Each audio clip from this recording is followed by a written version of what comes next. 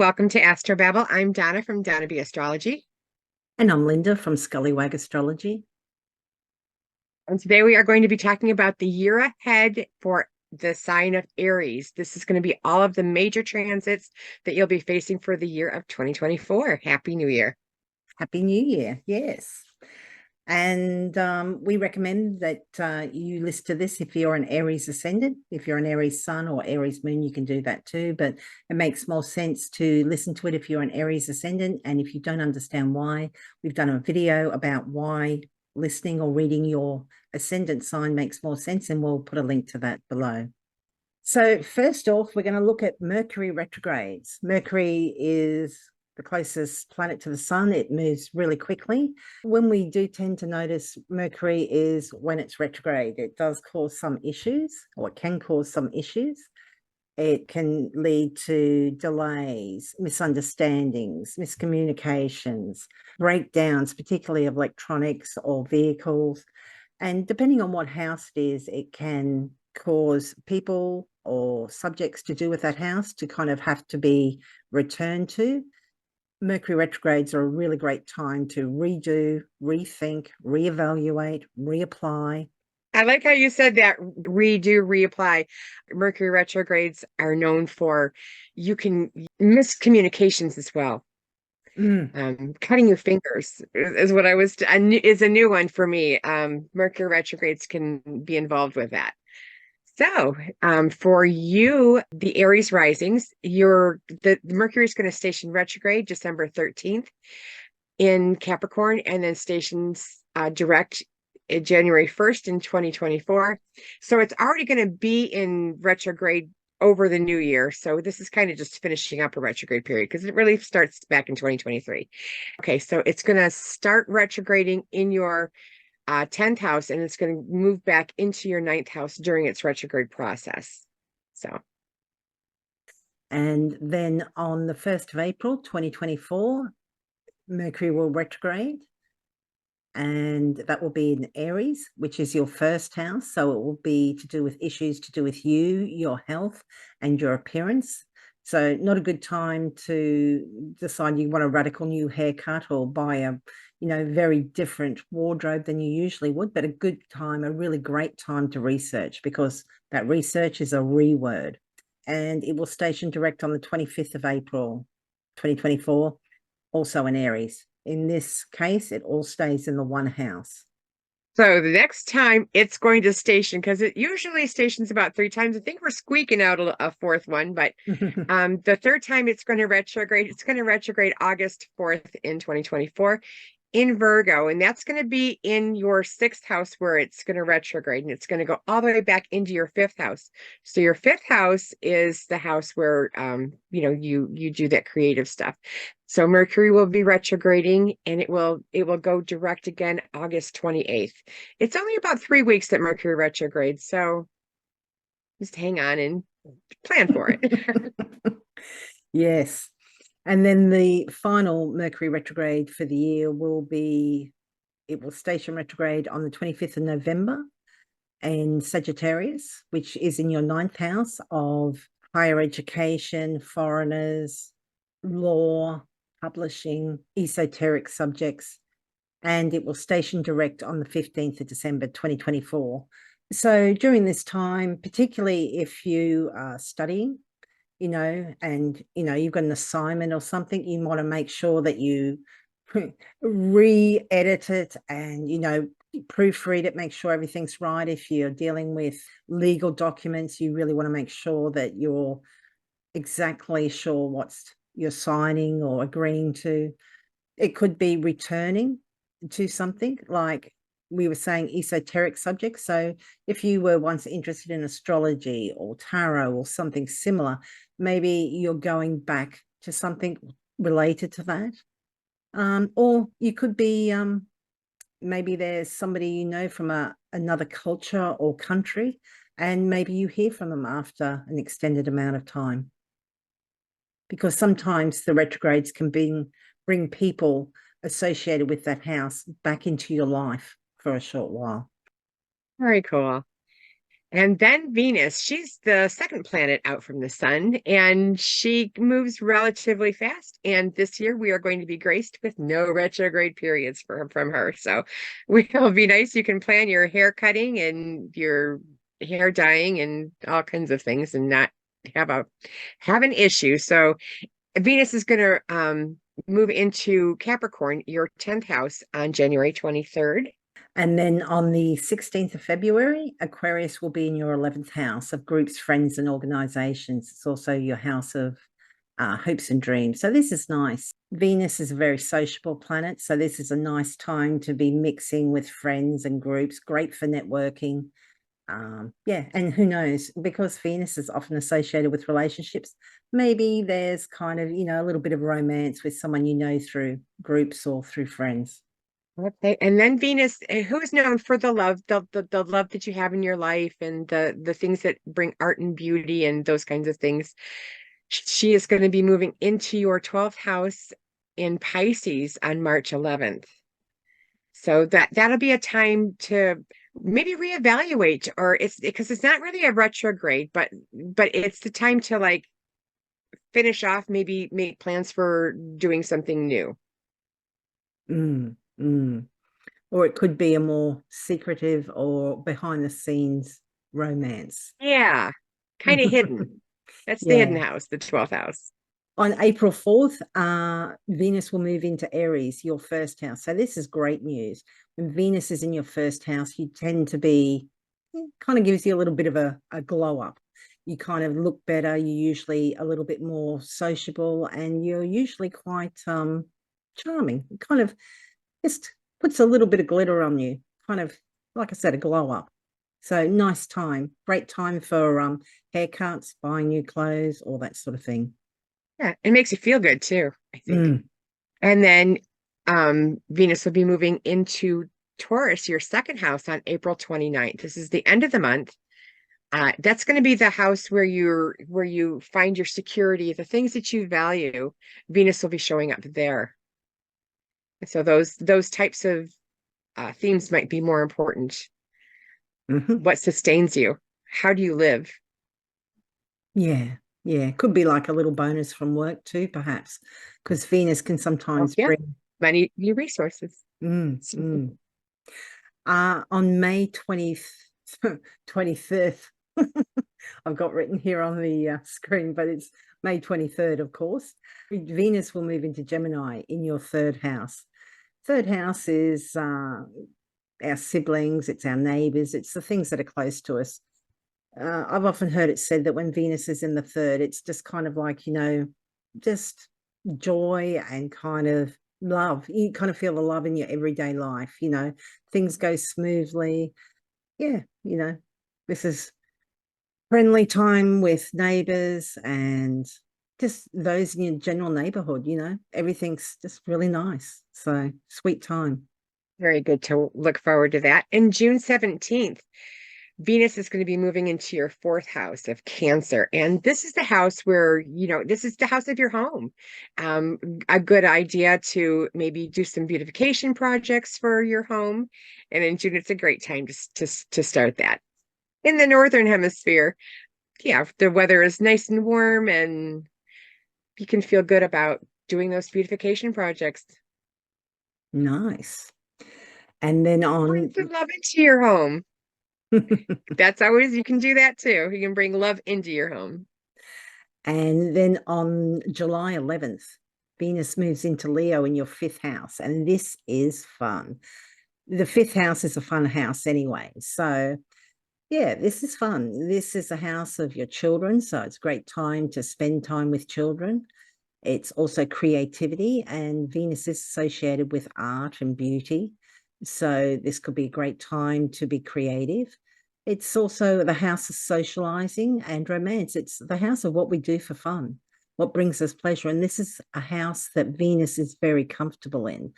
So, well, it's the house of her joy. So yeah, from July 11th to August 4th, great time. If you're thinking, when should I take holidays? This might be an ideal time. Oh, cool. And then on August 4th, Venus will move into your sixth house, and that's your house of Virgo. And the sixth house is the house of what you do daily. So, you want to bring in some goodness, bring in a snack for your coworkers might be a good thing to express Venus during this time. Because you want to make sure that you're including these planets throughout your day to day so that they do feel like you're not ignoring them. They Yeah, they they like it when you appreciate and you incorporate them in your life. they do indeed. And then from August 29th, Venus moves into Libra, one of her houses. This is a house that she rules, so she's very comfortable here. And she's in your seventh house of your closest one-on-one relationships. So this is romantic partners, but also business partners, clients, and very close friends. So just a really nice time to spend with those special people in your life. A nice matchup on that one. Yeah, and September 22nd, Venus will be moving into your Scorpio house, and she's not comfortable in this house at all. This is the eighth house, and this is the house of other people's money. This also could be your house of worry. So Venus is going to be moving in there, and she'll be in there until October 17th. So it's not the best house, but it is a house that she does have to pass through. So be prepared for it. Yeah. And then from October 17th, Venus will be in Sagittarius in your ninth house. This is, Venus and Sag can be quite fun. I mean, Sag is a fun sign. It's expansive. It's ruled by Jupiter, which is the other benefic. Venus is a benefic. Both of them bring good things, or they're conducive to life. So, yeah, this can be a fun time with subjects to do with higher education, foreigners, other people from other cultures or other religions, other beliefs, law and publishing. So just a nice time, great time to maybe look into philosophy if that's something that interests you too, because that's another ninth house matter. You might fall for somebody from a different culture or country at this time. And November 11th, Venus will be moving into your 11th house, Capricorn. This is where she started the beginning of the year. So that you're going to be revisiting this because she's a quicker planet. So she's going to go around the zodiac more than just one time. Just one in a bit is what she's what she's going around the zodiac for. And anyways, this is going to be happening in your 10th house. This would be a good time. You might get some recognition at work. This is the benefic. So in the 10th house where Venus will be as of November 11th, this is you could get, as I said, recognition at work. You could get a promotion. You could get or just something generally happening to you. You could become mayor. That's how the world sees you. So it's not just about work. It could be how what you're known for as well. Yeah.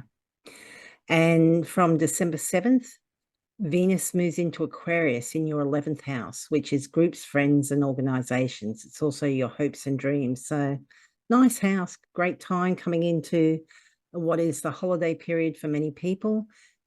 Yeah, Venus likes to socialize, mingle, fun place, fun house, good times. So yeah, that's Venus for 2024. Hopefully she's good to you. And then the next planet we'll be talking about is Mars. And Mars will ingress into Capricorn in your 10th house, January 4th. Now, Mars is known for aggression and impatience and separation, heat, inflammation as well. So this is Yeah, in the 10th house. This could end up that you could be separating from your place of employment. Maybe you want to get a new job. If this is aspecting other planets in your chart, this is not necessarily you're going to lose your job.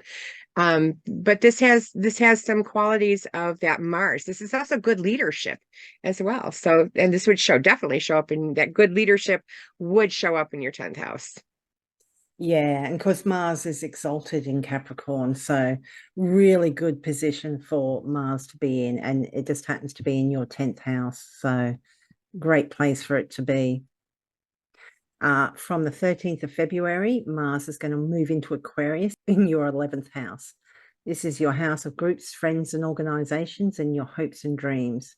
Mars is many things. It's energy, it's ambition, it's drive, but it can also be anger and irritation and all those sorts of things as well.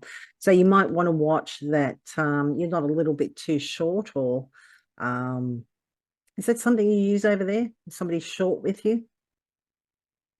Do you know what I mean? Short temper? Yes. Yeah, you just want to watch that you're not short with people, that you're not coming off more aggressive than you realize, or it could be that it's reflected back at you. Maybe some friends are a little bit more edgy or irritable at this time. If they are, just remember, by March 22nd, that will have passed. On March 22nd is when Mars will move into your 12th house of Pisces. And this is the house of separation. So you could go away to, whether it's for, being locked up in jail, or go away for a retreat.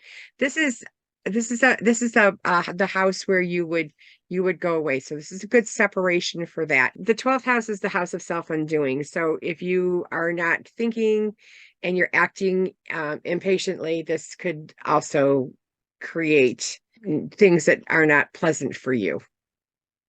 Yeah, very easy to get repercussions if you're not careful. Yes. Yes. And from 30th of April, Mars moves into Aries in your first house. And Mars obviously rules Aries, as I'm sure most Aries know, the god of war. This will be in your first house. So this is how you appear to others, but it's also your health and general vitality. So yeah, this should give you a boost. Mars is strong in this sign, so you should be energetic. And particularly coming just out of that 12th house, when planets are in the 12th house, you can feel depleted and run down and all that. So you might get a boost of energy around about the 30th of April, but you probably do need to watch that you're not coming off more aggressively or pushy than you should be. And that's something a lot of Aries get told that they're pushy or too aggressive or whatever. I'm an Aries sun, so I'm familiar with it. But yeah, it should be good for health. Yeah. Yeah, just watch your, watch your tone, I suppose, a little bit perhaps. Just be aware that you may be coming off more aggressive than you realize. And then on June 8th, Mars will be moving into Taurus. This is your second house. Mars is not comfortable in Taurus at all. It's the sign that it's opposite to where it resides. So it's in exile and isn't acting as nicely as it could. And this house is the house of your second house, is your house of money and the things that you value. So you could end up, money might be going out of your pocket a little faster than you would like it. So that would be how Mars could show up for you in this for June 8th. Yeah. For June 8th until it goes into, the next sign. Yeah.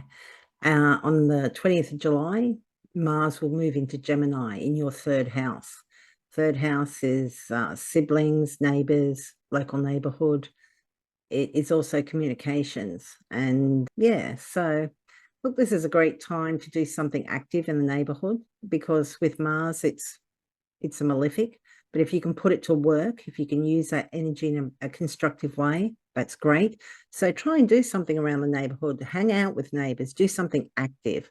You don't want that Mars energy turning into fights, verbal aggression, verbal sparring, and, in the sign of Gemini, which is ruled by Mercury, which is communications, even more so. So yeah, just try and mitigate that somewhat, unless you want to get into a I'm just thinking of rappers and that kind of with their sparring and yeah, whatever. But yeah, unless you want to go around provoking problems, yeah, just be aware that the issue you may have at this time is with siblings and your neighbors and people in your general neighborhood. Okay, so September 4th, Mars will be going into your fourth house, your house of Cancer. That's right. And Cancer, the fourth house is the house of your home. So just how Mars can show up is be a good time to put energy into your home or your Yeah. family, this salsa lineage, and it could result in maybe some people passing that's from your lineage as well. It could show up if you have other planets that would support that. And from November 3rd, Mars moves into Leo in your fifth house. The fifth house is our children and creativity. It's things we create. It is also the house of socializing, romance, fun. So with Mars in Leo, you may want to watch your children a little bit more closely because they may be a little bit more accident prone at this time. But yeah, you may find that maybe there's a bit more back chat from kids at this time, or, again, a great way to mitigate this or try to mitigate this is be more active with the kids, be more active with social events, instead of maybe going out drinking, maybe, I don't know, tennis or, something physical. Try and incorporate some more physical activities in there to, try and help that. Very nice. And Mars will retrograde. It'll go through its retrograde period, straddling the years. It'll start its shadow period October 5th of 2024 and end its shadow period May 2nd of 2025. So it actually goes retrograde in Leo at 6 degrees 10 minutes of Leo, and it will go retrograde on December 6th. Yeah, that's in your fifth house. That's where it will start. So matters to do with your children, creativity and romance and socializing.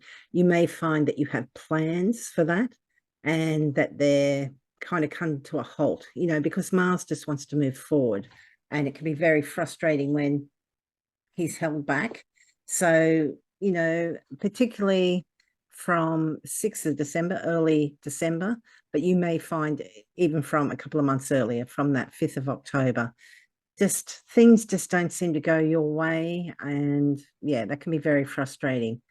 It will retrograde back into your fourth house as well, because it's going to go back as far as 17 degrees Cancer, and it won't station direct until the 23rd of February 2025. So yeah, this could be when it goes back into your fourth house, maybe when Mars was in your fourth house, maybe you had some renovations happen, maybe at this time it's kind of like, oh, that didn't go quite right, or you need to rectify it, or it's something to do with parents, because the fourth house can be a house associated with our parents.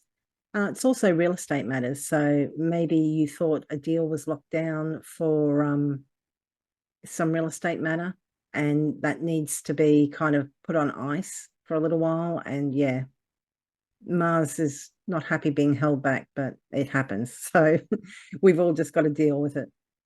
Well, that is Mars retrograde, and that's how it will function. And that those shadow periods gives you a little bit of starting that retrograde process. So you might feel that Mars acting not normally from October 5th to May 2nd of 2025. And then a much nicer planet. We've got Jupiter. Oh, and then yes, me and Donna were looking at this earlier. On the 20th of April, 2024, we have the Jupiter-Uranus conjunction, which happens about every 12 years. So this is a pretty big deal. Jupiter's the biggest planet in our universe, our solar system, and Uranus is erratic. So yeah, we're kind of in for some exciting times. Yeah. So look, Jupiter's benefic, but it can go big. Yeah, this is unexpected, but in a big way, big surprises. That Jupiter sometimes can go just too much, too overboard, So, and this is going to be following on not long after a solar eclipse. We have a solar eclipse on is it 8th of April? April 8th, yeah. So it'll be within a month of that eclipse. So it could be interesting. What do you think, Donna? Jupiter-Uranus, as you were saying, we were looking at it earlier, and in 1858, that was right before the Civil War. The debates between Lincoln and Wallace were going on as far as slavery was going. So you can hear the drum beats were going, because the next one was 1941. We were in the middle of a war. So was that was 41, wasn't it? I think it was. Anyway, 7th of May, but 41. Yeah. And I mean, there was yeah, a world war going on, but you guys came in at the end of 41. So interesting. Yeah. yeah. You know, for those people that listen to the astrology podcast with Chris Brennan and all that, you know, they've been talking for a while about when when Uranus goes into Gemini. That's a time often associated with troubling War, periods in the troubling periods for United the the United United States. States history. Yeah. Yeah. So this kind of seems to be linking in with that. So, Yeah, when I see Jupiter-Uranus conjunction, I literally read it just as a sentence. Jupiter is big, Uranus is shocking, and conjunction is together. So it's big, shocking together. I literally it's reading just like a sentence, when these planets get together. And you're so the Jupiter is the Jupiter wants to be expansive and wants to have that world view.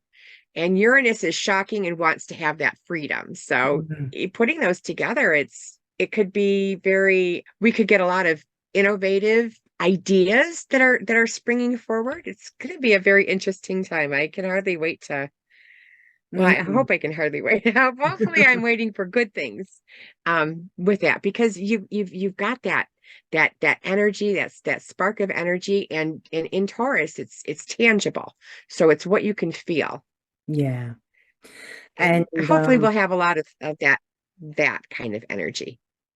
And for our Aries ascendant, this is happening in your second house of your personal finances, income, and resources. So this could be something that's kind of like a huge benefit to you that may be quite freeing, because let's face it, if most of us won lotto, and I'm not saying that our Aries ascendants are all going to win lotto, but sometimes a big kind of bonus, or there's a certain freedom in having money. They say it's the root of all evil, or the love of it's the root of all evil, but it certainly gives you a lot of freedom. And again, as I said, I'm not saying that everybody's going to win lotto, but there may be, particularly if the conjunction is going to be at 21 Taurus. If you have something at 21 Taurus, Scorpio, Aquarius, or Leo, more likely to have some impact on your chart to do with your income, finances, personal resources. So, yeah. Great. And then on May 25th, 2024, Jupiter will be moving into your third house of how you communicate. This will probably bring some benefit to your general surroundings, where you live, your community, or your brothers and sisters. This has, if you are very young, you might get a brother or sister. Or this might have something to do with a brother or sister. Yeah. And then we're going to have Jupiter retrograde in Gemini, which is your third house, from the 9th of October until 4th of February 2025. When Jupiter's retrograde, we can feel like things aren't going quite our way. Things are all fine until, they're not. You might have plans with siblings, or to do with your local neighborhood or your neighbors, or communications, transport around your general area, things close to home. So short courses as well. You may have plans to do something. You might be really excited about it leading up to the 9th of October. And then it might be just like, this is harder than I thought it was going to be. Or, I was relying on this person to help me with that, and it's not coming forward at that time. And if you find yourself feeling that way, just sometimes this time, retrogrades are a time for allowing us to reevaluate. Maybe, this probably, what is that, October to Feb, what's that, 4 months? Yeah. Yeah, 4 month period. is a good time to kind of refine those plans. And it's quite possible that what you come up with is better for you anyway, more beneficial. So just, hold on. Remember, it's gonna go direct again. They don't stay retrograde forever. But, if you are excited and then kind of feel like you kind of lost a bit of oomph, it's kind of happening to everybody. Just keep plugging away and, use the time to refine and make that plan even better. And then we have the lovely Saturn, the planet of no, planet of limitations and restrictions. And he's going to stay in Pisces for the whole of 2024. So he's going to be in the 12th house for our Aries native. And that's, the house of our undoing. So Saturn is happy in the 12th house. He has his joy there, but that's just because the 12th house is a bit of a miserable house. So, one way, I suppose, with Saturn, like we've been talking about how to kind of work with planets with Saturn, try and build and, do something, build something. You need to have some sort of discipline with whatever house Saturn's in, because if you're just, skipping along, he's not going to work with you. You need to kind of put your shoulder to the grindstone and or whatever stone it is and just kind of keep pushing. Hard work's necessary. So like, if you have been working on overcoming addiction or some other self-defeating habit, it might not be a fun time, but it may be a solid time to kind of do this. 12th house also has things, is also associated with places of confinement like prisons, hospitals, and places of exile, whether that's, locking yourself away, to do something or just taking yourself out of the social scene, because Saturn's often associated with like the hermit or, the loner. So, good time to work behind the scenes this year. Not very glamorous. Saturn is that planet of no or restrictions, and also the planet of, did you get all of the paperwork in order? Do you have all of your tools that you need? Do you, it's the planet of grow up. If you are Aries rising and you are about 27 or 57 or 58, if Pisces, if you are having a Saturn return, this is going to make you grow up. This is asking you to grow. This is in some way. So that's what you'll be facing with Saturn moving into your 12th house. And then from the 29th of June, we have Saturn stationing retrograde, which unfortunately in Saturn's retrograde, things can just feel even more restrictive. And it can feel like even though you're working hard, you're not getting anywhere. So from the 29th of June to the 15th of November, may be quite hard. And not necessarily like, you're slogging all the time, but sometimes it can feel like, you're just not getting anywhere. But just remember, that Saturn has that stamina. It's about persistence. It's about getting everything right and making sure everything's, I always think of government departments, everything in triplicate and, it's got to be, cross that box, you can't tick it. And everything's got to be exactly right. And it will be in your 12th house. So this is a house of hidden and secret matters. It's a house of exile. It's a house of seclusion and places of confinement like prisons or hospitals or retreat like, monasteries or places like that. And then Pluto is trying to go into Aquarius. It re-enters Aquarius January 20th of 2024. Pluto was briefly in Aquarius in your 11th house on March 23rd to June 11th of 2023.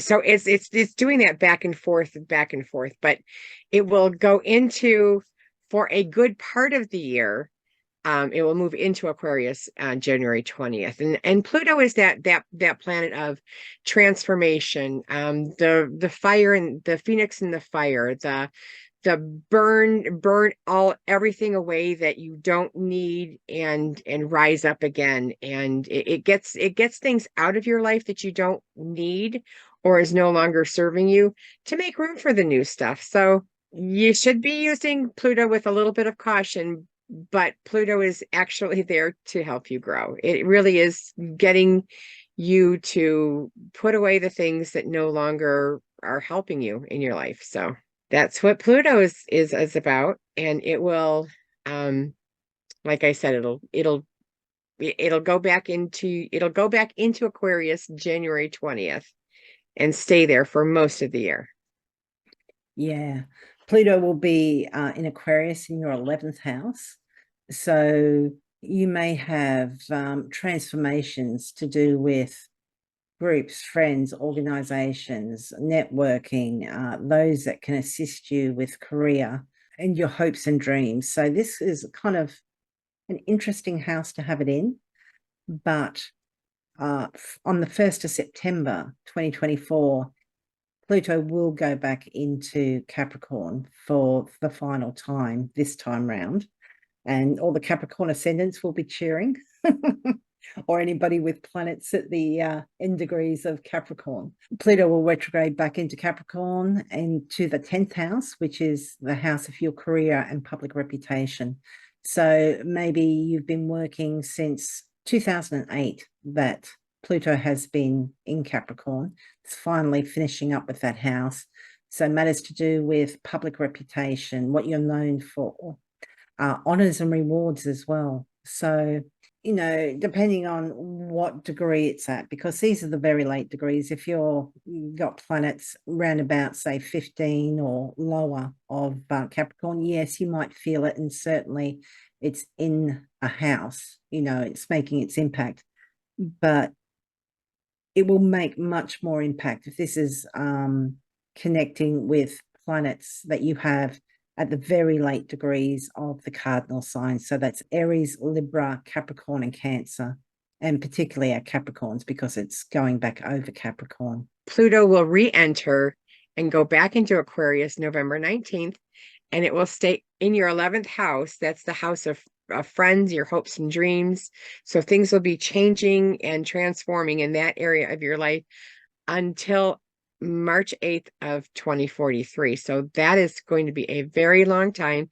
Pluto stays in these signs, the winter signs, for a lot longer time than it stays in like the summerish fall type of signs, because it has a very elliptical orbit. So that's why it's in this house for so long, and it will be in there until like 2043. And that's a long time. Yeah, it is a very long time for your hopes and dreams. But this gives you an opportunity to have that, you know, to figure out what's not working. And because it's been trying to whisper, and if you've been listening to the whispers and the nudges, they're very light. You know, when it gets to the end of the sign, like Pluto right now is in Capricorn for you guys, you're feeling like whatever you didn't listen to, you're feeling more of an impact. And if you haven't been listening to it, it's really gonna punch you in the face. It's like, hey, wake up. You've got to move. This is no longer, we told you a while ago this had to be out of your life. So it's out. You know, Pluto does those abrupt changes if you haven't been paying attention. Pluto entering Aquarius, like we said, it did from the 23rd of March to the 11th of June 2023. So there may be some inklings. It only got in the very early degrees of that. But if you can think back to that time, might give you some indication of what kind of topics might be associated with that 20-year cycle. And of course, if you have planets in Aquarius, or depending where Pluto is, you know, what sign, what degree of the sign it is. If you've got planets that are conjunct, opposite, or square it, which will be the fixed signs, so Aquarius, Leo, Scorpio, and Taurus, you'll be noticing it more than most people. And then the eclipses, there's going to be 4 of them this year, 2 lunar and 2 solar. And the lunar and the solar are always paired together. They are the product of a new moon and a full moon when the nodes are close to the sun. So that's the setup for an eclipse. They'll be happening. We're going to get our first lunar eclipse March 25th of 2024. It's going to be happening at 5 degrees, 7 minutes of Libra, and it will be happening in your seventh house. There's going to be another solar eclipse on April 8th, 2024, and that's going to be happening at 19 degrees, 24 minutes of Aries. This is going to be happening in your first house. So, yeah, they're always on an axis of the opposite house. So when eclipses show up, they're in the same axis. So this will be happening in the Libra and Aries house for these first set of eclipses. Yeah, and that April one, 8th of April, is interesting because it's part of a pair where, because eclipses aren't seen everywhere on the Earth, they're only seen at certain parts of the Earth. And October 14th, 2023, one traveled from, must have been the West Coast to the East Coast. And this one, the solar eclipse of 8th of April, is going to go from the East Coast to the West Coast. And they actually, the path of the eclipses cross in San Antonio. But very interesting. Yes. Yeah. For me specifically, I'm here in Michigan, and we're going to see a good part of that eclipse in the southeast part of Michigan. Yeah. Very nice. So it ought to be interesting. I know it has my attention. And then we have a lunar eclipse on the 17th of September. This is actually going to be the start of the Pisces Virgo eclipses. This is going to be at 25 Pisces in your 12th house, and that's your house of your undoing. So lunar eclipses are often associated with endings, or it's like a full moon. So it can be endings, but it can be culminations or kind of like a harvest. But the eclipses tend to be a little bit more shocking. They tend to upend things. It's like a sudden stop and things change, Again, it's not like it's going to happen to everybody, but if you have planets that are at the degrees or, opposite or square the degrees, you're going to feel it more. So this is at 25 Pisces. So if you've got planets at 25 Pisces, Virgo, Gemini or Sagittarius, you're going to feel this more. And as I said, this is the start of the Pisces eclipses. And then we have the last of the Libra eclipses, the solar eclipse, which won't be a total one. It'll just be an annular one, but it will look kind of total for some people, on the 2nd of October, 2024 at 10 Libra, which will be in your 7th house. So the 7th house is your closest one-on-one relationships. So this could be interesting. Eclipses can sometimes eclipse people in or out of your life. So that lunar eclipse on 25th of March, for some, it may eclipse people out of your life, whether that's a close friend, a business partner, romantic partner, but it may not. Don't think, oh my God, this is going to happen. Sometimes it does, but not always. And that solar eclipse in the 7th, that could eclipse somebody into your life, And the thing with solar eclipses too is they tend to have a 18-year cycle. So if you can think back to what was happening 18 years ago, so 2006, if you can think back to 2006, that could be quite interesting. For that first solar eclipse at 19 Aries, which is going to cross across the US and kind of meet up at San Antonio with the path that the 14th of October one brought on.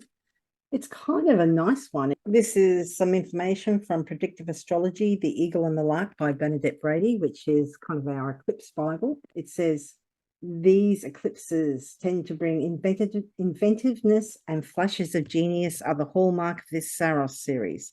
The individual will have intuitive leaps, insights, good ideas, visions, or vivid dreams. This newfound inspiration will pull the person away from his or her social life or relationship, thereby causing strain in the private life.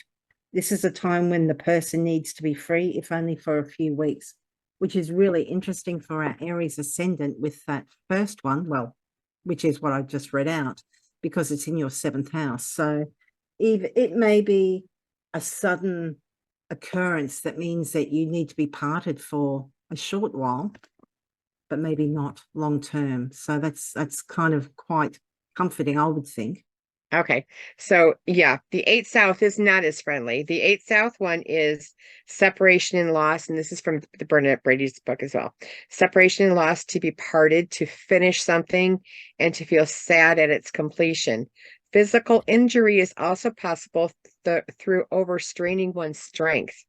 This is not a time to undertake strenuous physical activities. And yeah, this is going to be happening, at that 10-degree 3-minute Libra house. So in the 7th house of relationships. So not as uplifting or promising, but things need to change. Yeah. And it may not affect you unless you have planets very close to the degrees that the eclipse is happening at. That lunar eclipse in September, that's the first of the Pisces Virgo eclipses. The solar eclipse on the 2nd of October is the last of the Libra eclipses, but we still have an Aries eclipse to finish out in March 2025. So, and seeing as we're talking about Aries ascendant, that could be quite interesting.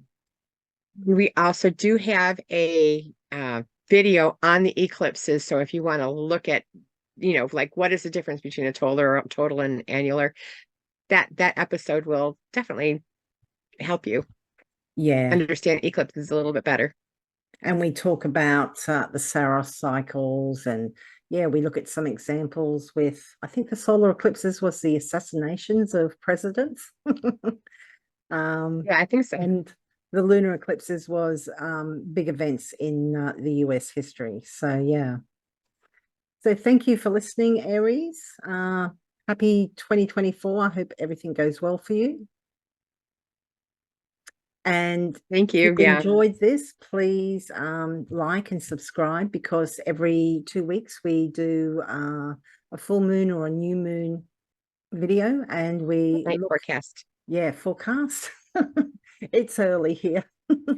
And we give horoscopes for each of the signs for the full or new moon, and we also look at the major aspects in that next 2-week period until the next full moon or new moon. So yeah, that gives you a little bit more detailed information as we go along, because we can only do so much for 2024. We've just tried to hit on the major parts. And I think we will definitely go and readdress the retrogrades and and the eclipses as they come up. So So thank you for listening, and please like and share and comment. We love your comments. So happy 2024. Thank you.